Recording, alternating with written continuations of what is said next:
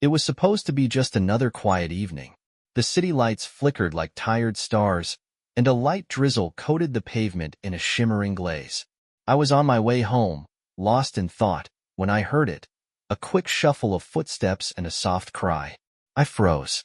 There, in the dimly lit alley, was a little girl, no older than 7, clutching a ragged teddy bear. Her wide eyes darted toward me, filled with fear. "Help me!" she whispered, her voice trembling. Without thinking, I hurried over to her. My instincts kicked in before my brain could catch up. "Are you okay?" I asked, crouching to meet her at eye level. She shook her head, her small hands trembling as she clutched the bear tighter. "They're coming," she whispered again, glancing nervously over her shoulder. A flash of movement at the alley's entrance made my heart race. 2 men in dark suits stood there, scanning the street like predators. The girl looked at me, her eyes silently pleading. I didn't have time to think it through.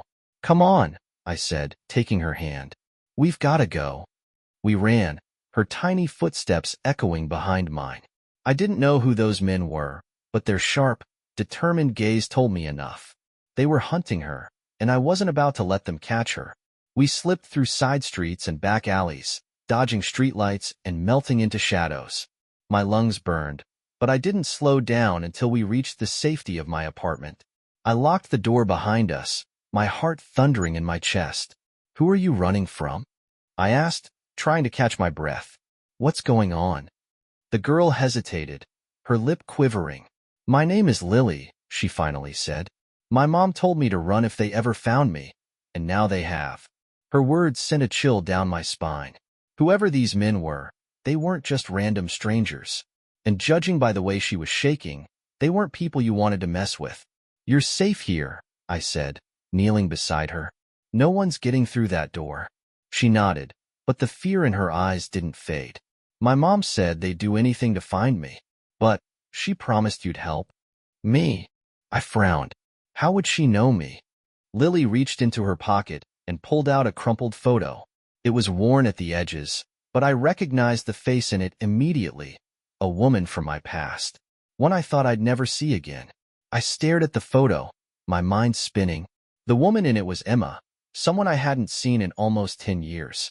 Back then, we were inseparable. We were young, full of dreams, and completely broke, but it didn't matter. Emma lit up every room she walked into, her laughter like a song you never wanted to end. And then one day, she disappeared without a word. I searched for her, asked everyone we knew, but she was gone. Just like that. Now, her daughter was standing in my apartment, her eyes filled with the same stormy gray I once knew so well. "Where's your mom now?" I asked softly, dreading the answer. Lily hesitated, her eyes darting toward the window. "I don't know. She said if anything bad happened, I had to find you. She said you were the only person we could trust." Her words hit me harder than I expected. Trust. That was a heavy thing to ask after so many years of silence. But whatever had happened to Emma, it was clear she was in trouble, big trouble, and she was counting on me to protect her daughter. Before I could ask more, there was a loud knock at the door. My heart stopped. Lily's eyes widened in terror. "It's them," she whispered, clutching my arm. "Stay here," I said, grabbing the nearest thing I could find. A baseball bat leaning by the couch. I crept toward the door and peered through the peephole. Sure enough, it was one of the men from the alley. His sharp features were set in a scowl, and he looked ready to break the door down. "Open up," he called, his voice low and commanding. "We know you have her." My pulse quickened. My instincts screamed at me to stay quiet, but I knew they wouldn't leave without answers. I had no choice. I cracked the door open just an inch. "Can I help you?" I said, trying to sound calm. The man's eyes narrowed. "We're looking for a little girl. She's in danger. It's best if you hand her over to us." "Danger?" I raised an eyebrow. "Who exactly are you, and why would I believe anything you say?" He smiled, but it didn't reach his eyes. "We're with a private security firm, hired to protect her. She needs to come with us for her safety." "Funny," I said, leaning against the door frame, "because she looks pretty safe right here." His smile faded. "I'm not asking." He pushed against the door, but I shoved back, slamming it shut and locking it tight. I turned to Lily. "We've got to go. Now." We scrambled to gather what little we could. My heart pounded as I threw on my jacket and stuffed a few essentials into a bag. I could hear the men outside, their voices growing more urgent. Lily tugged at my sleeve. "Where are we going?" "To find your mom," I said, slinging the bag over my shoulder. "And to figure out what kind of mess we're in."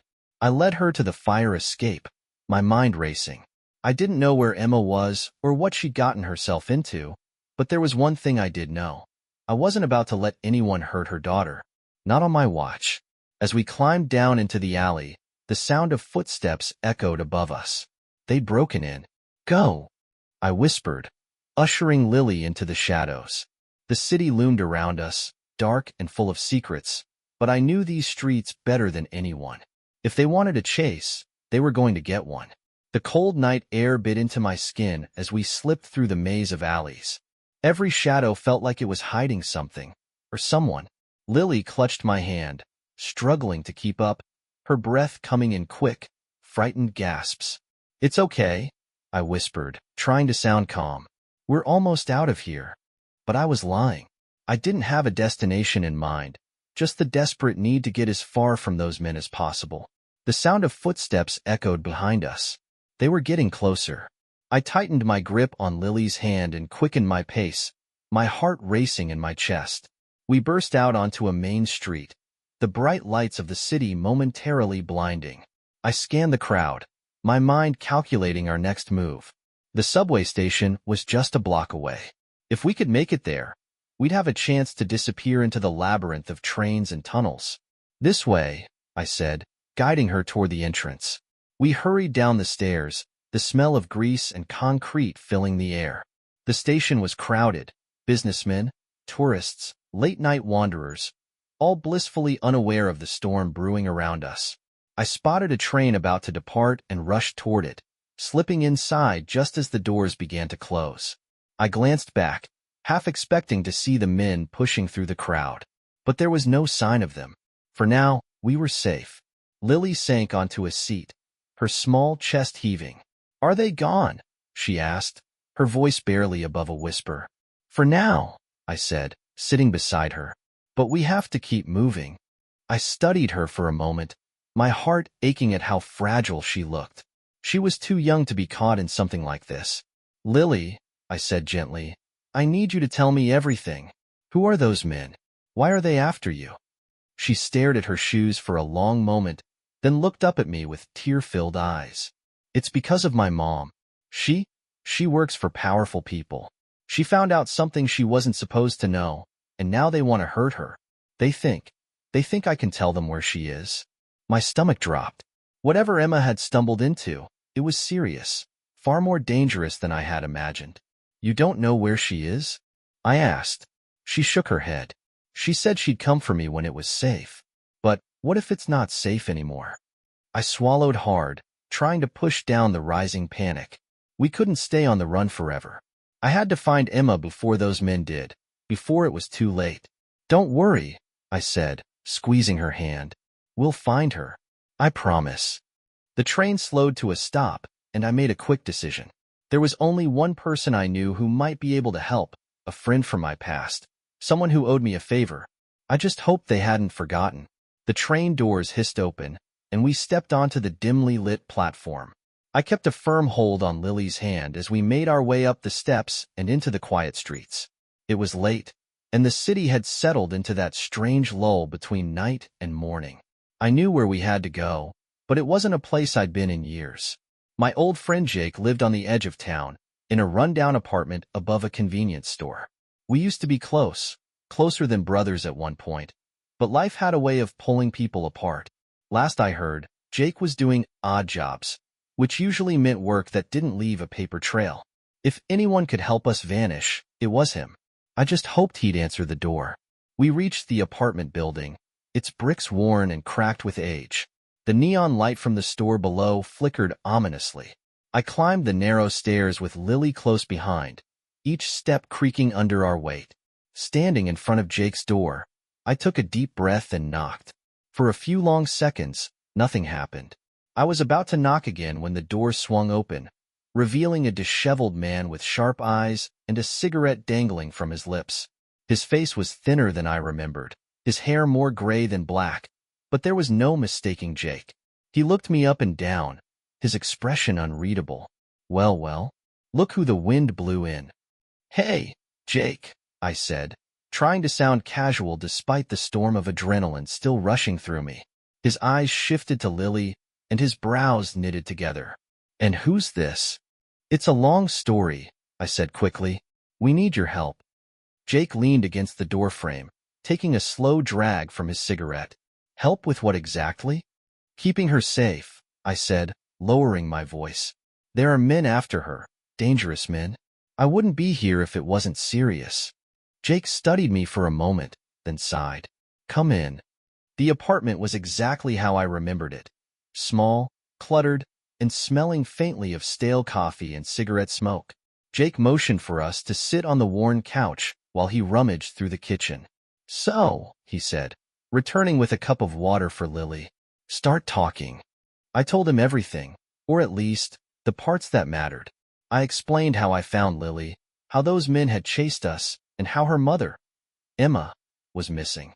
Jake listened without interrupting, his face growing darker with every word. When I finished, he leaned back in his chair and rubbed his chin. You always did get yourself into the weirdest situations, he said with a smirk. But this is big. Can you help us or not? I asked, my voice tense. He nodded slowly. I can, but you need to lay low for a while. If these guys are as serious as you say, they'll have eyes everywhere. I'll make some calls, see what I can dig up on Emma. Relief washed over me. Thank you, Jake. Really? Don't thank me yet, he said, standing. This could get messy. He glanced at Lily. But for her, I'll do what I can. Lily gave him a small, grateful smile. Thank you. Jake's eyes softened just a little. You're welcome, kid. As he disappeared into the next room to make his calls, I leaned back on the couch and exhaled for the first time in what felt like hours. We'd found a safe place, for now. But something told me the storm was far from over. Jake's apartment felt like a strange island in the middle of chaos, quiet but tense, like the eye of a storm. Lily sat curled up on the couch, her small fingers clutching the armrest while her eyes flickered between the door and the window. Even in the safety of these walls, she couldn't shake the fear. Neither could I. Jake returned after what felt like hours, a grim expression on his face. He slumped into a chair and ran a hand through his hair. Bad news, he said. Whoever's after you isn't playing games. These aren't street thugs or low-level goons. They've got resources, serious resources. The kind that makes people disappear without a trace. A cold knot tightened in my stomach. What does that mean for us? It means you've got to disappear, Jake said bluntly. And fast. I've got a contact, someone who can get you out of the city. It's risky, but it's your best shot at staying alive. I nodded, my mind already racing ahead. How soon? Tomorrow, he said. First light. Until then, you stay here. Keep the lights low, and don't answer the door for anyone. Lily glanced up at me, her eyes wide. Will we be okay? I knelt beside her, brushing a strand of hair from her face.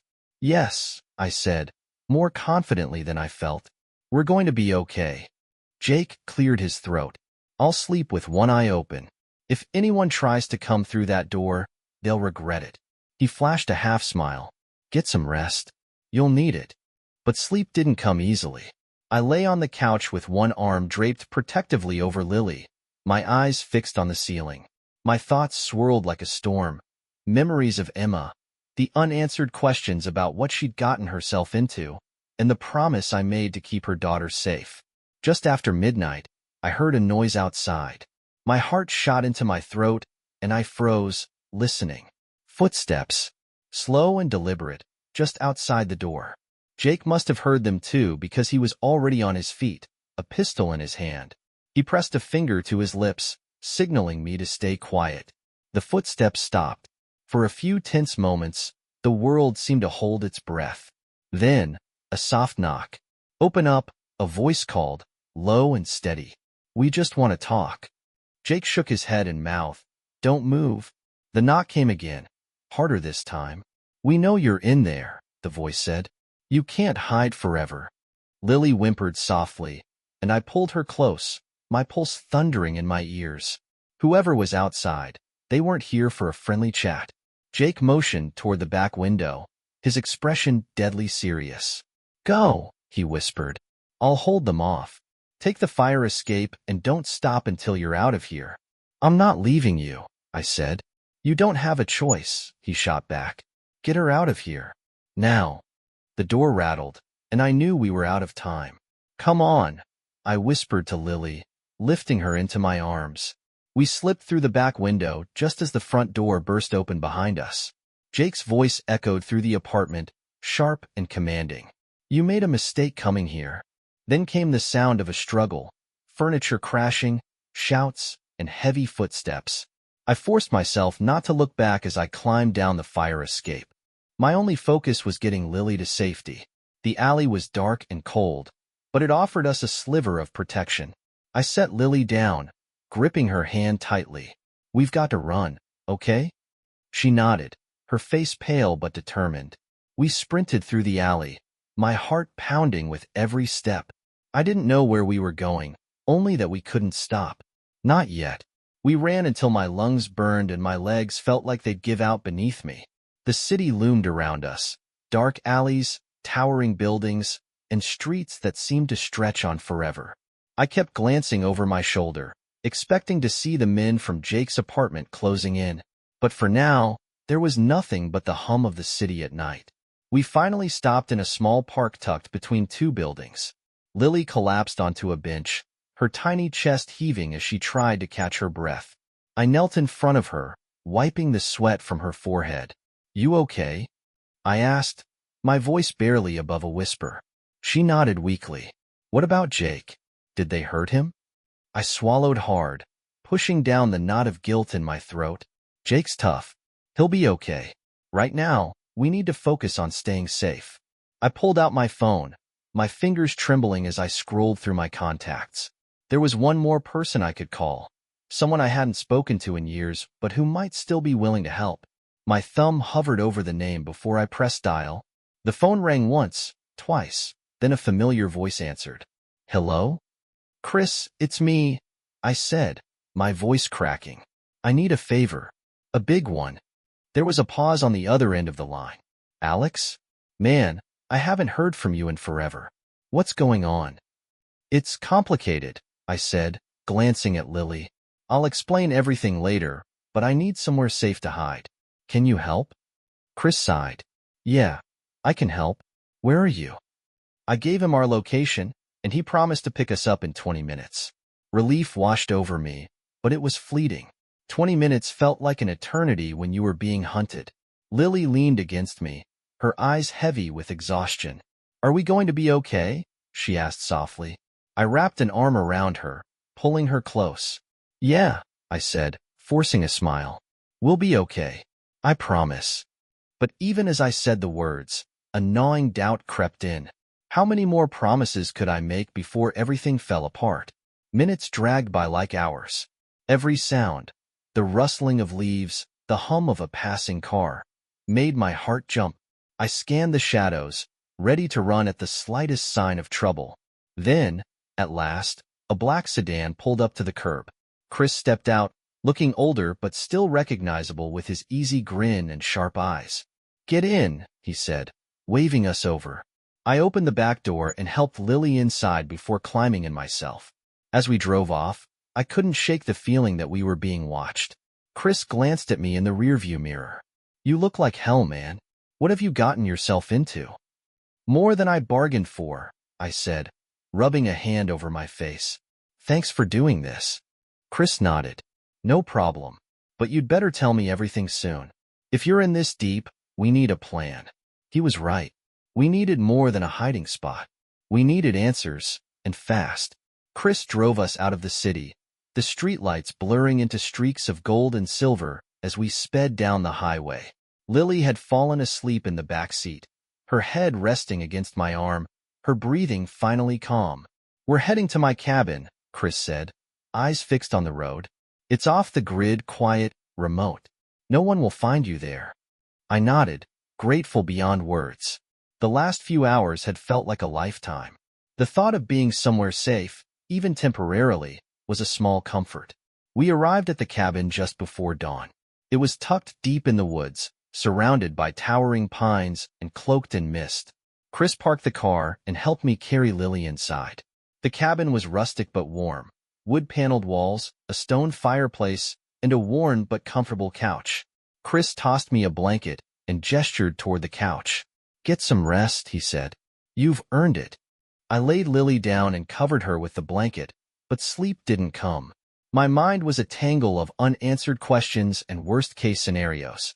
Where was Emma? Would the men after us ever stop? How long could we keep running? Chris returned with 2 steaming mugs of coffee and sat across from me. "So," he said, his voice low, "tell me everything." I did. I told him about finding Lily, about the men in suits, about Jake, and the photo of Emma that had thrown my world into chaos. Chris listened without interrupting, his expression growing darker with every detail. When I finished, he leaned back in his chair, deep in thought.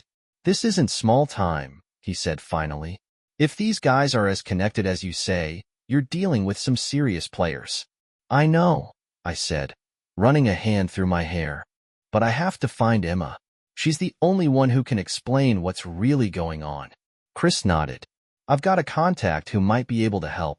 He owes me a favor. I'll make a few calls." The next day, Chris made good on his promise. He spent hours on the phone, talking in hushed tones while I kept an eye on Lily. She seemed calmer here, her smile starting to peek through the fear that had followed her since we met. By mid-afternoon, Chris returned with news. "I found her," he said, his voice tense. "Emma's in a safe house in the city, hiding from the same people chasing you." Relief flooded my chest. "Where?" Chris gave me an address and a warning look. "It won't be easy. The place is being watched. You'll need to be smart and fast." I glanced at Lily, then back at Chris. "I can't leave her alone." "I'll watch her," Chris said. "Go. Find Emma. Bring her back." I hesitated, but Chris was right. This was the best chance we had. I hugged Lily tightly. "I'll be back soon," I promised. "Stay with Chris. He'll keep you safe." Her eyes filled with worry, but she nodded bravely. "Okay." The city felt colder and sharper than it had the night before. I moved quickly, sticking to the shadows, my pulse quickening with every step. When I reached the address Chris had given me, my heart nearly stopped. It was an old apartment building, half hidden behind scaffolding. I slipped inside and made my way up the narrow staircase. The door to the safe house was cracked open. I pushed it gently and stepped inside. "Emma?" I called softly. A figure emerged from the shadows, a woman with tired eyes and tangled hair. "Emma." Her breath caught when she saw me. "Alex." "It's me," I said, barely able to speak. "I found Lily." Tears welled up in her eyes. "Is she safe?" "She's safe," I said, stepping closer. "But we need to move. The men who are after you, they're not far behind." Emma nodded, wiping her eyes. "I knew you'd come," she whispered. We made our way back to the cabin, moving quickly and quietly. When we arrived, Lily ran into Emma's arms, clinging to her like she'd never let go. I stood back, watching the reunion with a lump in my throat. But just as relief began to settle in, the sound of tires crunching on gravel snapped me back to attention. "Stay inside," I said, rushing to the window. A black SUV had pulled into the driveway, its engine idling ominously. Chris appeared beside me, his jaw tight. "They found us." The door to the SUV opened, and a tall man in a dark coat stepped out. He looked up at the cabin, his eyes calm and calculating. "We know you're in there," he called. "Come out, and no one gets hurt." My heart raced. Chris glanced at me, his expression grim. "We're not giving her up," he said. "Agreed," I said, gripping the baseball bat I'd brought with me. The next moments passed in a blur. Shouts, the sound of footsteps rushing toward the cabin, the crash of the front door splintering open. But just when I thought things couldn't get worse, the unexpected happened. A second set of headlights appeared in the driveway, and another car screeched to a halt. Men in suits poured out, But they weren't here to hurt us. They turned on the men from the SUV, weapons drawn. What? I started, but Emma grabbed my arm. They're with me, she said breathlessly. I called in reinforcements. Friends who owe me favors. In minutes, the danger was over. The men from the SUV were restrained and taken away by Emma's allies. Chris let out a low whistle. Remind me not to underestimate you, he said to Emma. She smiled faintly, her eyes still tired but filled with relief. I always have a backup plan. We stood there in the quiet aftermath, the stars peeking through the clouds above us. For the first time in days, I felt like we could finally breathe. Lily slipped her hand into mine. We're okay now, right? I looked at her, then at Emma. Yeah, I said, squeezing her hand. We're okay. It wasn't the ending I'd expected, but sometimes the best twists are the ones you never see coming.